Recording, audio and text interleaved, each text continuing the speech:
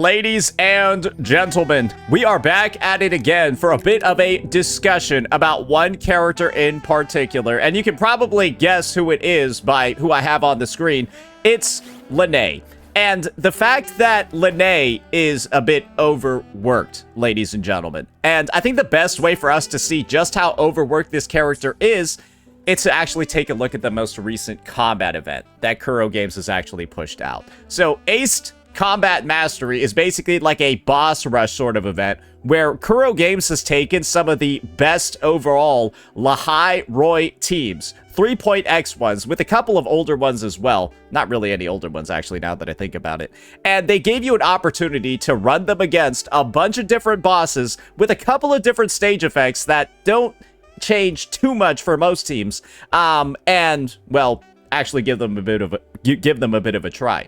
But one thing that you might have realized if you're somebody that's played through the entire thing with all of the levels unlocked today is this. Lynae shows up as like the recommended trial character 1, 2, 3, 4, 5, and 6 total times. This unit across several different teams spanning archetypes that range from negative status to Toon Rupture to Toon Strain. Ladies and gentlemen, Lynae pops up 6 out of 7 fucking times. Probably intentionally by Kuro Games. She pops up in 6 out of 7 of the goddamn trials. And I think this is the realization that most players can probably have when they're realizing that they see Kyuki, Imeth, Luke, Yuno, all these different characters. They all want Lynae as their best in slot. And I think one thing has become super clear after her, honestly, like mild release back in version 3.0. This is probably the most broken unit in the game. I don't think anyone can really doubt that now after seeing all of the different teams that she's been featured in. The fact that she's probably the #1 recommendation that anybody can have on their account, based off of all of the new units that have been released. I don't think I've ever seen a unit sort of like glow up in terms of being like the top meta pick for almost 90+% of like the top teams of the meta. And I think this is the take that we need to have, kind of like as Kuro Games is going throughout the rest of their roster building, and they're kind of like going throughout the rest of their, the rest of their end game design. We need alternatives for her. Yeah, whatever we have going on right now, it's not sustainable at all. Mainly from the perspective of, if you don't have Lynae on all of the teams that she's best in slot in, the teams end up feeling like they're lacking tremendously. Like, so much to a degree that you kind of don't even want to play them. This is what I'm talking about over here. We all know that, like, Hiyuki, Lynae, Chise is really strong.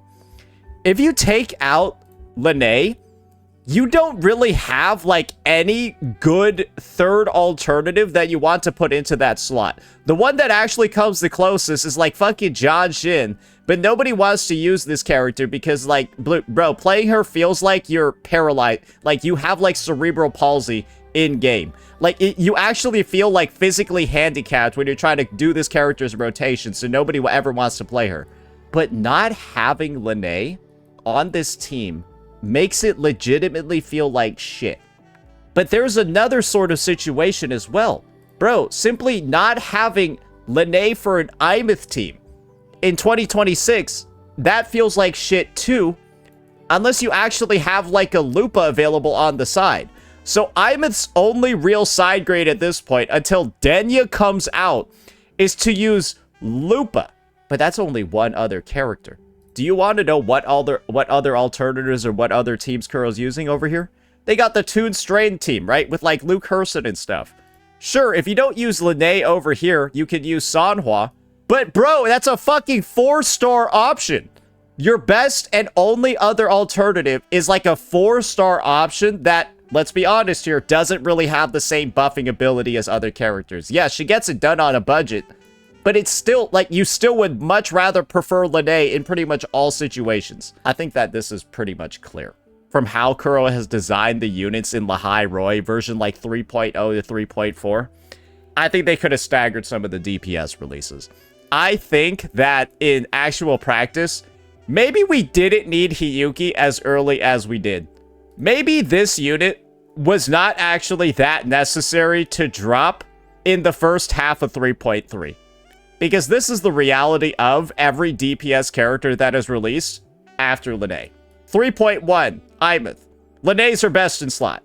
3.1, Luke. Lynae's his best in slot. 3.3, Hiyuki. Lynae's her best in slot. How did we design a release schedule where the only sub-DPS released in the region is the best in slot for the 3 next DPS characters that come out? Sorry, 3 out of 4. God bless Sigrika. She's the only fucking character that doesn't have Lynae as their best in slot. And do you want to know who else has Lynae as their best? Fucking Yuno. Yuno has rerun once in 3.0 and another time in 3.3. Bro, she reran in 3.0 and then 3.3. And Lynae's her best in slot as well. When you think about all the different banners, you think about all the different things that have passed by since Lynae Roy got introduced. Bro, I think that if you didn't pull this character, your account is, like, actually fucking bricked. Like, your account was, like, legitimately bricked if you don't have her. And I think that wasn't the case in 3.0, but that is definitely the case now. And I think that this is also the other conclusion that we gotta come to. The design of Lynae basically being as widespread and as wanted as an actual support like Mornier, Shorekeeper, Chisa, I don't think that's very good overall for, like, her design, at least in some of, like, the endgame modes. As we all know, the way that End State Matrix works is that you have 2 energy, right, for your support characters, your sustain ones, because they're meant to be used across a wide variety of teams because their kits are pretty general, and it sucks to only have them available for use in one team. Bro, this bitch, like we just talked about, is the best in slot for like 4 or 5 different DPS characters across a variety of different teams. She wants her, she wants her, he wants her, she wants her, she wants her as well for like the for the wheelchair teams too. You made her too good. You made Lynae too good, and you didn't offer enough alternative sub-DPS options for her to be utilized, like for her to like get a break so that other teams can actually have a high level of performance. I think that in the future, we kind of need to take like the Lynae situation over here as almost like a case study on why character releases kind of need to be a bit more well thought out. Have the alternatives, or have like more of like the infrastructure in place first before making this unit like the fucking linchpin of every meta team that comes out in this version, except for the one unit that everybody fucking skipped. I feel like half of like people's roster is like concentrated on who they're deciding to use Lynae with and which teams they're deciding to kind of just like fuck over by not giving Lynae them. And this combat event over here, right? This combat event that's showing you all these different trial teams, that's showing you all these different like top tier ones. That's where it's becoming the most apparent where all the problems are supposed to rise up. Because right now, I'm going to be honest, pulling Hiyuki is like not that great of an idea for most accounts. Because to make your Hiyuki playable at the present, you need to have your Lynae, and you need to use your Hiyuki with your Lynae. Great. Now that you pulled Hiyuki, you kind of feel like it's mandatory to pull Denya. So now your Fusion Burst team, right? It needs its 3rd member with Denya over here. Because you took away your Lynae from your Imeth, who is on Toon Rupture mode.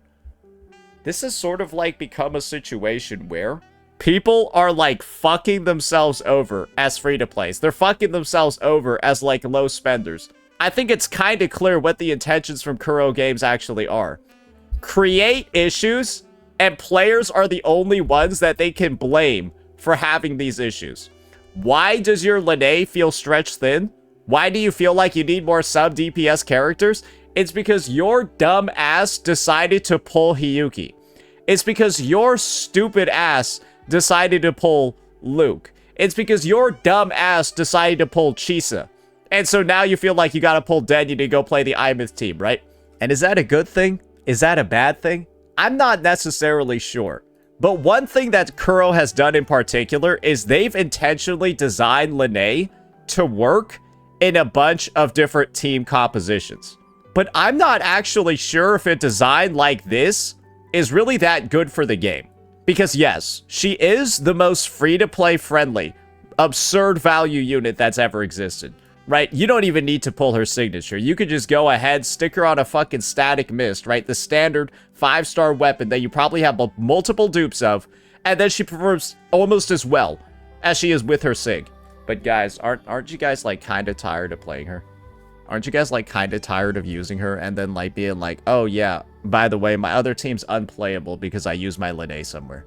Yeah, her kit isn't like that annoying. Her kit is like actually like pretty easy to use, but bro, she's everywhere. You have not been able to escape her. And part of me is just at the point where I intentionally like want to play teams. I intentionally want to play compositions that don't utilize her because I'm over it. And this is also the other thing, kind of when it comes to like her design, lore relevance, and all of that. Bro, she doesn't do anything in the story. Bro, her actual story significance might be the lowest out of every unit in Lynae Roy. Legitimately the worst story out of 3.0 and the most irrelevant, probably more irrelevant than Chisa if we're going to be real over here. The most story significant thing she does is run over us with her bike at the start of the 3.0 quest. You could delete her from the lore and nothing changes, but she's the most integral, important character to own out of the entire Lynae Roy cast. Out of the entire Lynae Roy cast, she's the most important one to have, should be on every person's roster. But there's some good news when it comes to a release like this. I think Lynae has basically set a new gold standard when it comes to the design of sub-DPS characters, and that's probably actually one of the main reasons for why we haven't seen a sub-DPS character in a really long time. Because why the fuck would you pull another sub-DPS again unless they're on the same power level as Lynae? Unless they're going to be a character that ends up supporting multiple teams. Unless they're going to be a character that actually changes your account in the same level that she did. And I think it's going to kind of like create this bit of like a drought for every unit that ends up coming out. Because if sub-DPS characters are suddenly meant to start covering multiple DPSs and like multiple units and multiple different team comps and multiple different archetypes, instead of being way more specialized, right? Like, we all remember outro skills like this. You better use it with Camellia or Cantarella or you're fucked. Or even better yet, outro skills like Yinlin's, right? Where it's like, hey, you better use it with Zhang Liao or Calcharo or you're fucked. They've gone away from that. Stuff is a lot more general, but it's also meaning that, like, there's a lot less you can actually play on your account, even if you pull every single character. And I think something that Kuro should probably look into the meantime is just some of these modes, especially the ones with the limited vigor and everything. Bro, like, what if you just want to play Whimpering Waste right now? What if you just want to play Weewa right now, and you happen to want to play Hiyuki and Imith in the same run? Unless you have Lupa, nah, that shit ain't happening. Unless you have Lupa on your account, that shit is literally kind of not playable. It wouldn't be the case if Hiyuki's best since, like, Hiyuki's other sub-DPS was here. It wouldn't be the case if Denya was here. God forbid you want to play a Luke or something. God forbid you want to play a Yuno or something. Where's Lynae 2? Where's the second one? And did you have to release 3 DPS characters with Lynae as her best in slot before releasing Lynae 2? Maybe it's like Lynae, then 2 DPS characters that work well with her, then Lynae 2, then 2 more DPS characters. Something like that. Because currently, I think that this might be the most first world problem we've ever had in the game, but it's actually a pretty big one, especially if you're somebody that has a wide roster.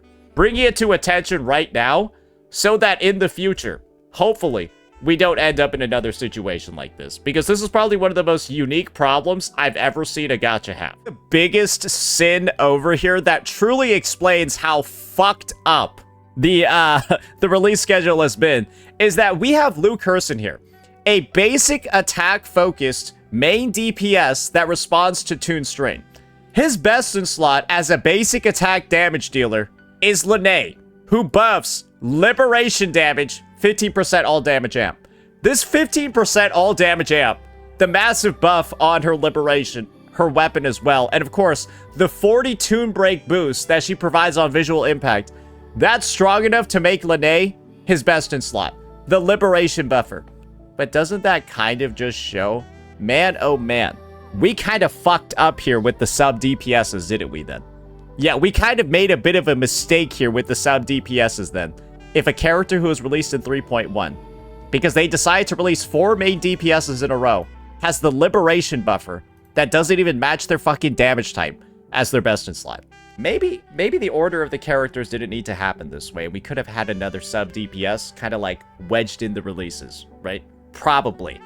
But when everyone's using the same goddamn teammates and the same teams everywhere, it becomes a bit of a problem. Let me know what you all thought.